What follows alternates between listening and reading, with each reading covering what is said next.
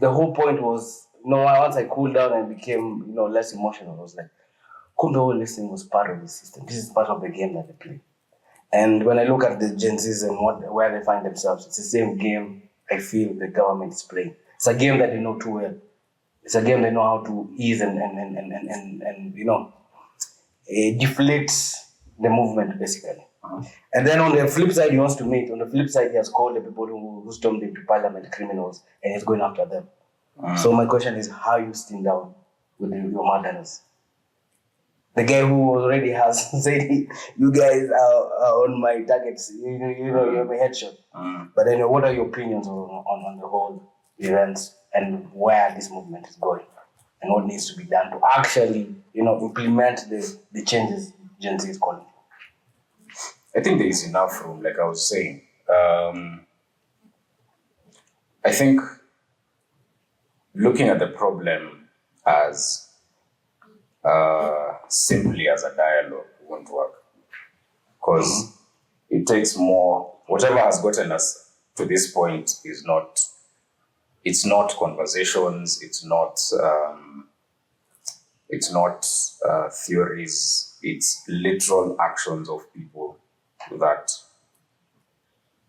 the public feel that have been given positions to act, and their actions are not pleasing the people. So it's not that the politicians have said something wrong or they've said something that is annoying necessarily. It's that they've done something that is not acceptable. So calling for dialogue dilutes the total effect of what you're trying to do. You're trying to resolve something. You're trying to break concrete with water, which doesn't work. So the only way to break concrete is to act and hit it hard. Immediately. So that means then these people who you want to have in a room and talk to your young people, first of all, let it be a movement at the grassroots level, because that's where all the animosity and the anger is. Your local leader, it starts there. It doesn't even start with the president. It starts with the local guy. And if there can be no dialogue at that point, what is a national dialogue going to do and resolve? So you get. So there are so many things. In Kiambu, people are angry about land rates. In another place, people are angry about another topic, another thing. So we are all being affected very differently, or being touched differently. So there's no way two people are going to stand up. What you'll do is just turn millions of people against those two people. You'll end up in the same situation. Like I say, you sit on the table with the murderers themselves. Those are the traitors. So, but let me try to digest what you're talking about before you move to the next point. So you're talking about that the actual reality of the animosity on the ground is people are frustrated with the entire system, but specifically the problems that they have, or the difficulty they have with the current running or the way of things starts and is unique to their own local area. It starts from there. It starts from, like, guys for Kiambu have their own problems. Guys for Kwale have their own problems. But in general, the thing that's uniting us is we're trying to air our problems, and the entire system is not ready or willing or just refusing to listen to any dialogue or to what the people want. Because also if you look at it the way it's set up, there's a hierarchy to this. There's the national government, there's the county government. Yeah, the county. And then there's the actual citizens. Yes. You said the word level, the MCA. The MCA still sits under the county. So essentially it's just the three levels of organization. For the person to come down from, for example, if this is set up at a national level, for you to get a citizen from the bottom tier, level 3, and put him in level 1, where he's now vocalizing issues, and you haven't gone through the second level, right, which is the county level, right? I mean, it just makes sense that you should somehow follow a hierarchy up. And that's why the members of parliament exist. Because they are actually representatives of the people at level 3. Right? So if these guys, what people are actually saying is that these guys we chose at level 2 are not doing a good job of representing us at level 1. And okay, if they're not going to do that, then we will talk for ourselves. Right? Tutakuja na tutasema. Right? So you've broken, whatever has happened now has broken a hierarchy. Right? And what has happened is that, people are now being heard. So that means, and that's why there's so much anger at this level 2 people. Because they're like, you guys, we gave you a job. Clearly, you're misrepresenting us. Yeah. So you stay, Kando. Let's go and talk to these guys ourselves. Okay. Right? Okay. And now what's going to happen is that this whole mass of people are going to go up. Right? Actually, no. They're being told, you guys do this. Give us 2 people from your lot. Yeah. Let them come to this level. Right? So are we saying 2 people will do the job that all these other level 2 people have been able to do? Really? Or was 2 or 4, like over 3? Or how many MPs we have? Over 300 MPs or what? The math. Yeah. So that doesn't make sense. Something needs to, and I don't know who's so you're saying like if 300 plus have been unable to represent how various areas, how 2 people come amidst others, because I know it's a whole committee or something. So how are they going to do that? So back to what I'm saying, Manze, if you are Ruto, he's handling it the best way he can, as in the game plan from his points. Yeah. Also Gen Z need to play the game from his point. Yeah, he's playing the game from his point. He's exactly seen, or rather, hopefully, he's seen that. Okay, level 2 clearly there's a lot of anger with these guys. So guys, come up.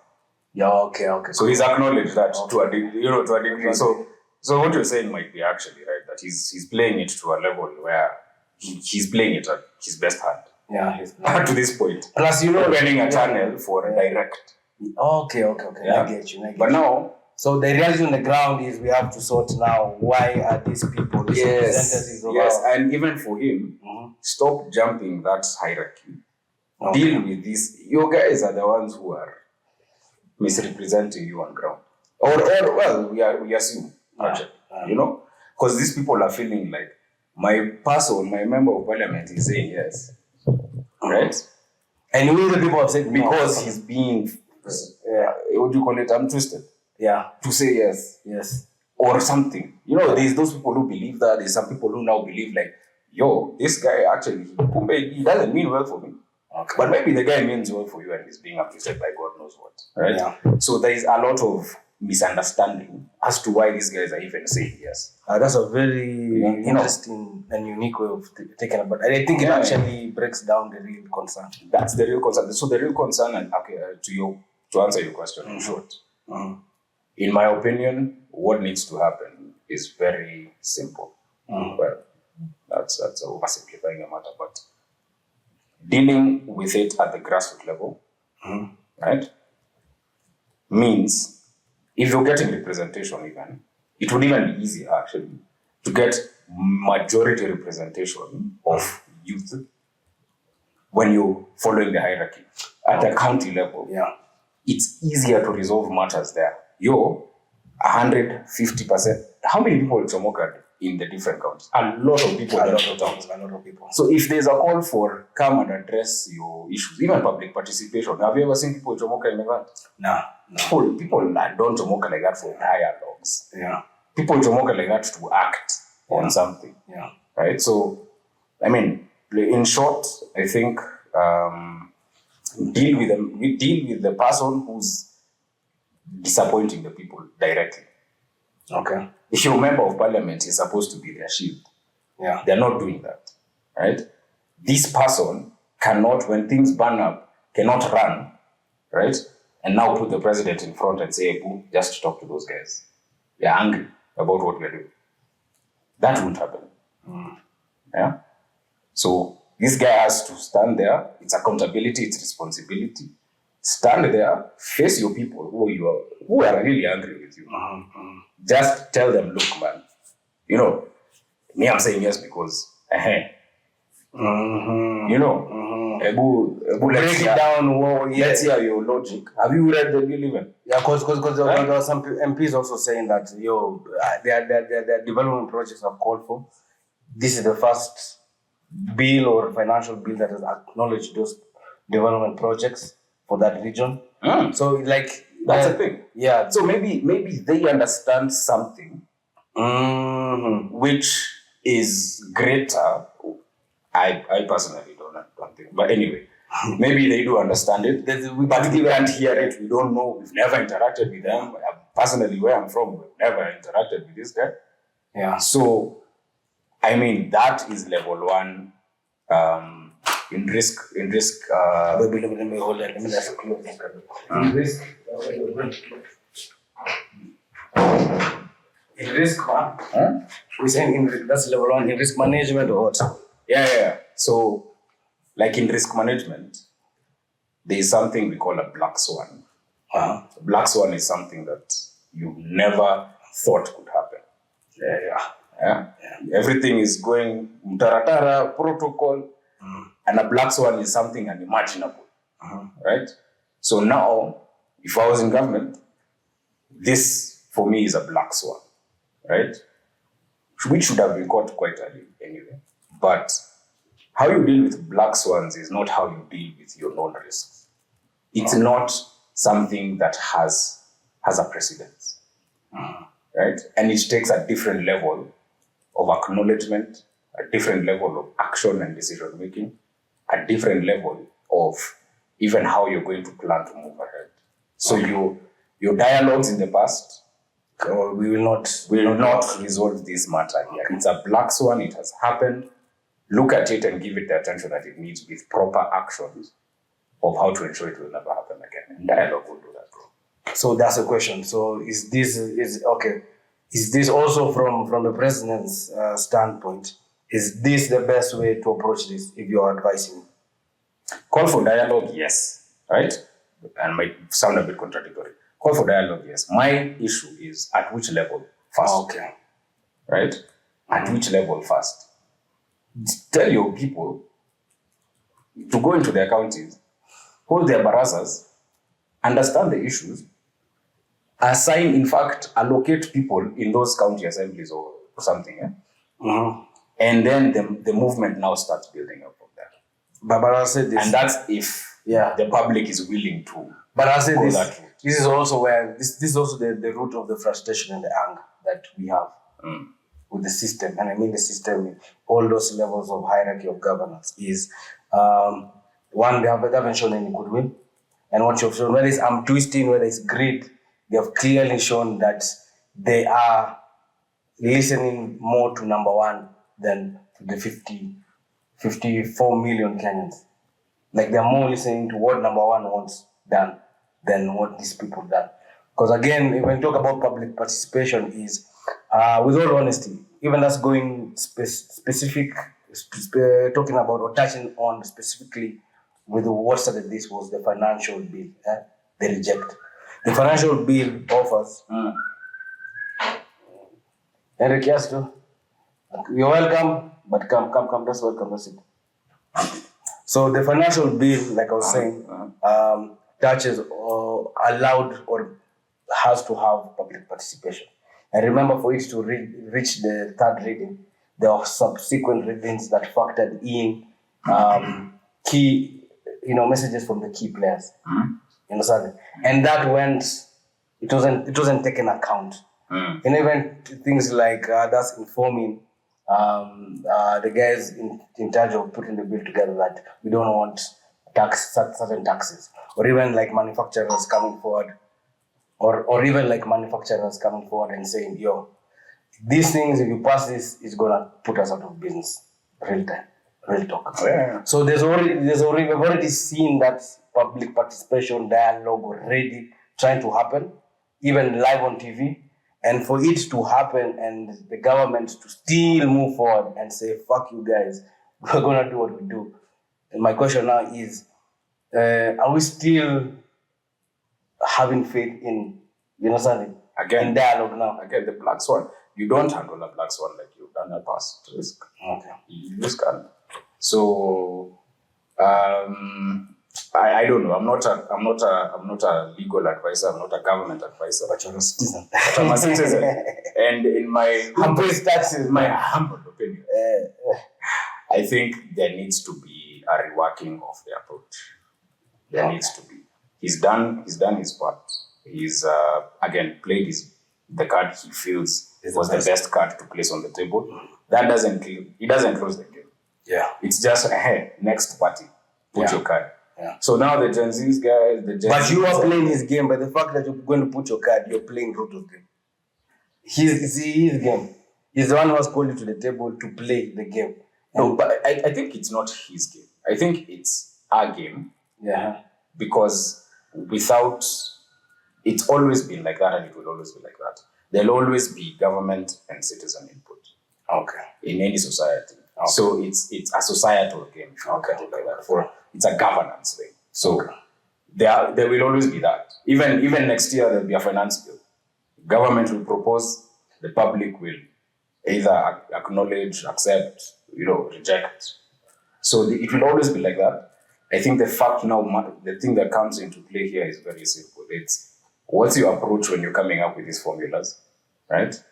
Why? In fact, I just read something about the land rates, which is again not very pleasing. But as soon as people start spewing speculations about why this is happening, why that is happening, right? Who is the person who's supposed to come and educate you about what the bill is? Again, it's your members, your representatives. It's your representatives who are supposed to come and say, guys, break down exactly. This is what, in fact, organize forums, organize vijana, barazas for vijanas, talk about it at the local level. So it's a different game from what. So that's the institution that was the first one to collapse. That's the first one that has sort of, I don't know how to say it. It's like, it's a different level of negligence. Or unawareness, actually. Let me not say negligence, it's unawareness. You're so unaware about, and I don't know how it gets to that level, because don't people tell them that, look, man, whatever is happening up there is not what we are saying. It's funny, it's a very funny scenario to actually look at, because even across parliament, across the other side, the opposition side was shouting what the ground wants. To the point even someone kicked off. They are saying, yo, you guys, no. Yeah. This one is not gonna pass. Yeah. This one, the ground is angry.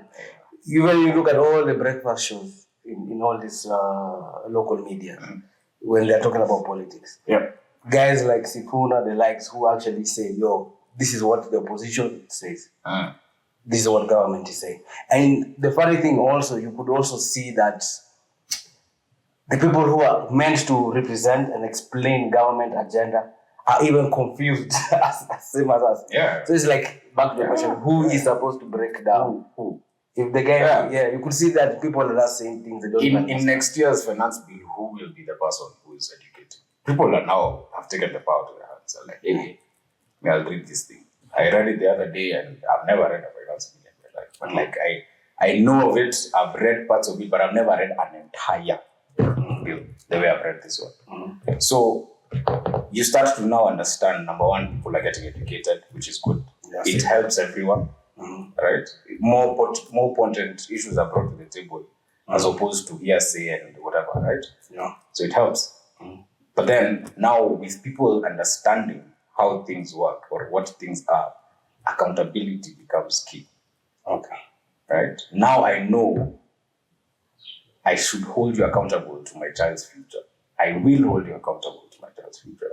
It no longer rests with me. Yeah. Right? When I read this bill, I understand I'm giving accountability of my child. I will do everything for my child. But clearly, the guy in parliament, his yes means for me, not only for me, my children's future.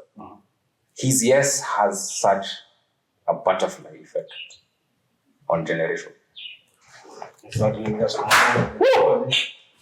Masiate?